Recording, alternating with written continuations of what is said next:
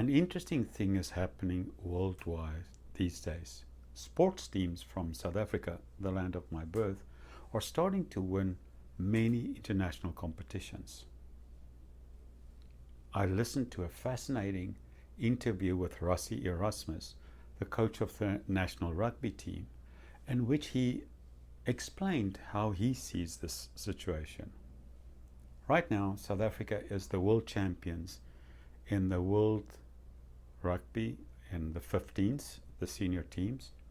The Blitzbokke, the 7th team, is also the world champions for the rugby sevens. And recently, the junior Springboks, the under 21s, won the world championships as well. Also in athletics, South Africa was the dominant nation, winning the most medals in the relays, the world championships for relays. And consistently, South Africans are doing so well internationally. What Rassie said was that he was observing how he was treated when he was in Ireland and how the Irish people live, and what is it like to live in South Africa today. He was hosted in Ireland, and he's just got so many good memories of how kind the Irish people are, how sophisticated the society is, how everything works, and how simple it is to do everyday things. It's just simple. He says, and so the Irish rugby players work very hard. They do all the right stuff to be professional, and they do the work and they get the skills, and they are incredibly good rugby players.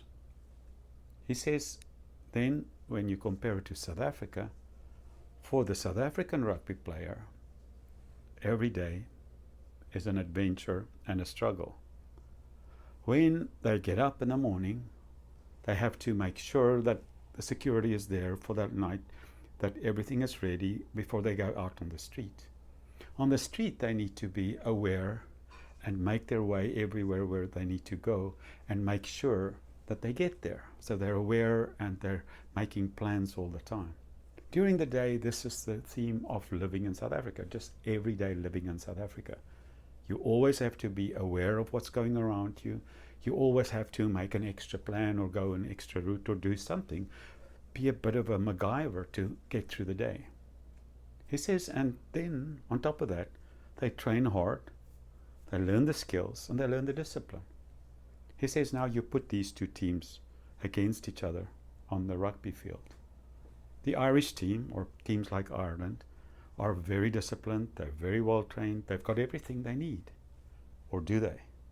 Because the South Africans are very disciplined, very well trained, and they do everything they need to do. But they've got this other uncanny ability to break through little gaps, to make new plans, to when things go against them, when there's adversity, to flip around and come back at it. So maybe, just maybe, that's why South Africa is doing so well internationally now. Every day in South Africa is preparing people to be better on the sports field, to have that extra little bit. So there you have it. Maybe adversity isn't such a bad thing. Maybe adversity is that vehicle that helps us find that extra gear to find the joy at the end of it. Maybe we need to be more aware of how we can get more adversity in our lives and maybe earn stuff more. So there you have it. Interesting how adversity is a blessing in disguise and joy lives on the other side of adversity sometimes. Hope you find this helpful. Speak again next week.